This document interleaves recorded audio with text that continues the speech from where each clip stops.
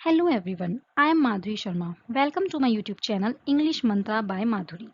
आज मैं आपके लिए लेकर आई हूँ UP TGT PGT English literature से रिलेटेड वीडियो जिसमें हम कवर करने वाले हैं विलियम शेक्सपियर को.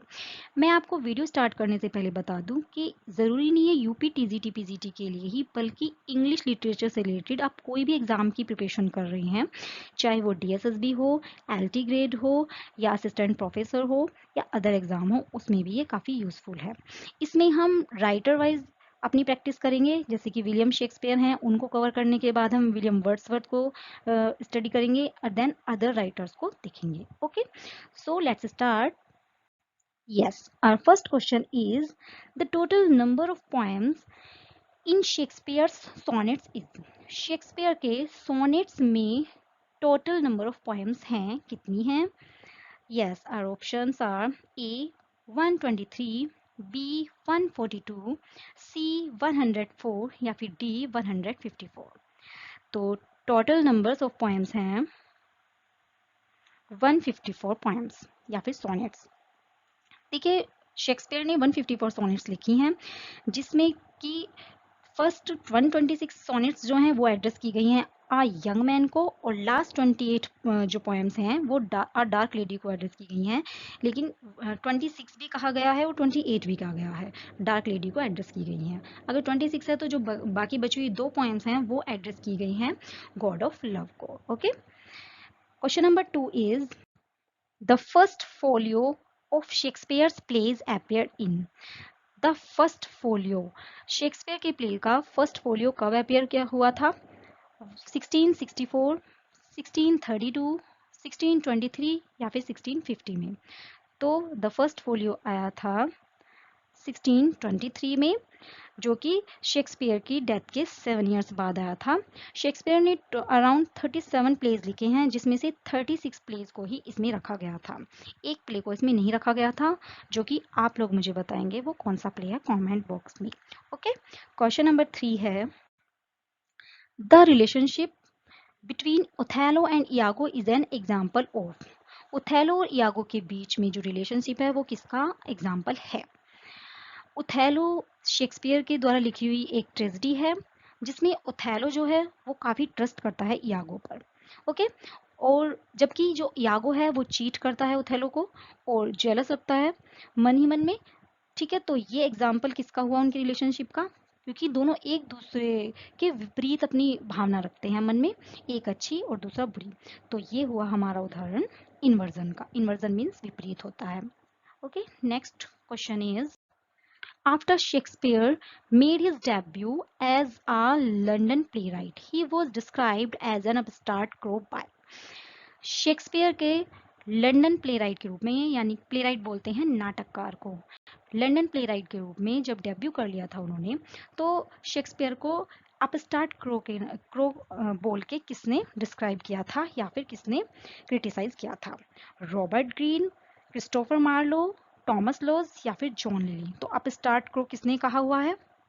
वो कहा था रॉबर्ट ग्रीन ने.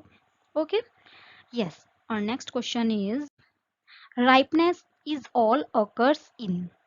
ये कहाँ पर है राइपनेस इज ऑल? ये कहाँ पर लाइन आई है? किंग लियर, मैकबेथ, हैमलेट या फिर जूलियस सीजर. ये लाइन आई है किंग लियर में, एक्ट 5 सीन 2 में. ये लाइन बोली जाती है एडगर के द्वारा ग्लॉस्टर को. Okay, question number 6 is AC Bradley's Shakespearean tragedy was published in. AC Bradley ने शेक्सपियरियन ट्रेजेडी को कब पब्लिश किया था? 1903, 1905, 1904 या फिर 1906. AC ब्रेडले शेक्सपियर के ऊपर दो उन्होंने वर्क लिखे हैं. कौन कौन से? शेक्सपियरियन ट्रेजेडी और ऑक्सफोर्ड लेक्चर्स ऑन पोइट्री. उनके लिए काफ़ी जाने जाते हैं ये. तो शेक्सपियरियन ट्रेजेडी उन्होंने पब्लिश किया था 1904 में. Okay, next question is the rhyming scheme of Shakespearean sonnet is. Shakespeare की राइमिंग स्कीम या राइमिंग स्कीम क्या है? ये तो काफ़ी इजी क्वेश्चन है. A B C D E F and G G. A B C D E F E and G G. A B C D E F G H या फिर D option है A B CCDD, EEFF and GG। ध्यान से देखने पर minor difference है, तो हमें पता है इसका आंसर है ABAB, CDCD, EFEF and GG। Shakespearean sonnet की जो राइम स्कीम है उसमें स्टार्टिंग में थ्री क्वाट्रेन है, 4 लाइन के ग्रुप को क्वाट्रेन बोलते हैं, एंड लास्ट में GG जो है हमारा ये है कपलेट 2 लाइन ग्रुप का। Okay, question number 8 is the Globe theatre open in. Globe theatre कब ओपन किया हुआ गया था? 1585, 1593, 1599 या फिर 1603 में। तो द ग्लोब थिएटर लंदन में एसोसिएट किया गया था विद शेक्सपियर, और कब? 1599 में। Okay, next question is sexual possessiveness is theme of Shakespeare's. Sexual possessiveness means होता है स्वामित्व की भावना या अधिकार की भावना। ये थीम शेक्सपियर के कौन से प्ले में है? Coriolanus, Julius Caesar, Henry fourth part 1, a Midsummer Night's Dream. तो ये थीम है आ मिडसमर नाइट्स ड्रीम में। Next question is sexual jealousy is the theme in Shakespeare. Shakespeare के प्ले में सेक्सुअल जेलसी थीम कौन से प्ले में है? The Merchant of Venice, the Tempest, Othello and King Lear. तो sexual jealousy जो theme है वो है शेक्सपियर के ओथेलो में। ओथेलो सेक्सुअल जेलसी की वजह से ही अपनी वाइफ को मार देता है। ठीक है, question number 11 is William Shakespeare's Julius Caesar, Antony and Cleopatra and Coriolanus are based on।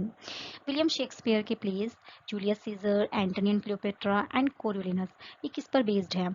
हॉलैंडशिट्स chronicles, folk tales and legends, older Roman plays या फिर प्लूटार्क्स लाइव्स पर।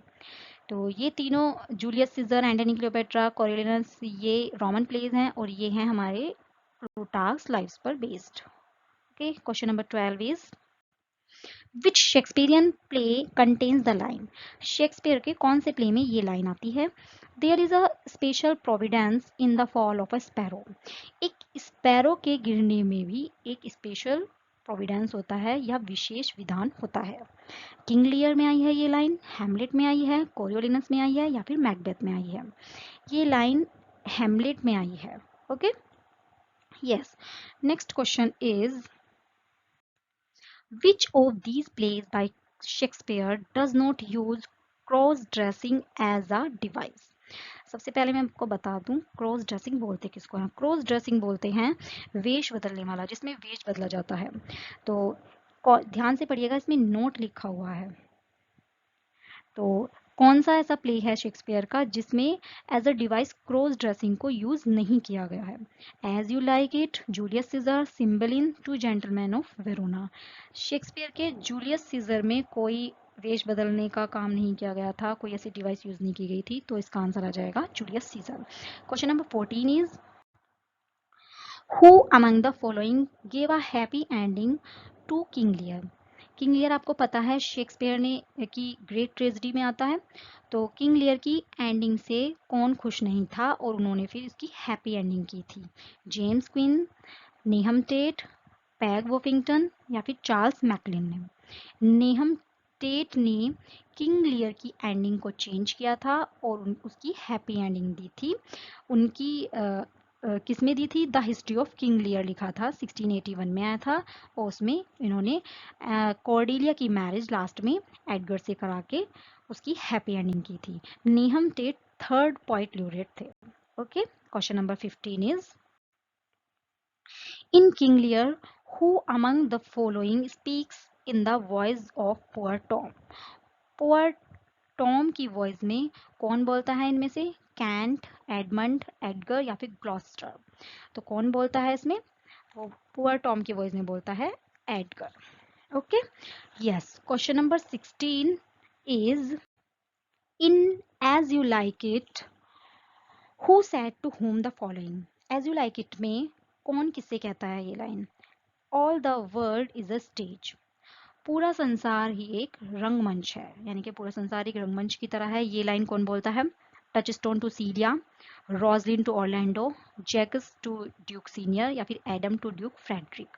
ये लाइन मिलकर ये बोलता है जैकस टू ड्यूक सीनियर। वही काफी दुखी रहता है, मेलनकलिक टोन में ये लाइन बोलता है। Okay, Shakespeare addresses the theme of in his sonnets. Shakespeare अपनी सोनेट में कौन कौन सी थीम है इनमें से जिनको एड्रेस करता है? Harmony, wealth, love and conflict, honesty, wealth, time and beauty, peace, time, beauty and wealth, love, beauty, time and loyalty. तो क्वेश्चन आंसर नंबर इसका है D option, love, beauty, time and loyalty उसकी sonnets में theme होती है। Question number 18 is, in The Tempest, Prospero frees Ariel from the witch Sycorax but has enslaved. Tempest में Prospero aerial को तो विच साइकोरेक्स से फ्री कर देता है, बट वो किसको इंस्लेव करता है? स्टीफेनो, ट्रिनकुलो, बोट्सवैन या फिर कैलिबन? कैलिबन को प्रोस्पेरो इंस्लेव कर देता है। Okay, yes. Question number 19 is,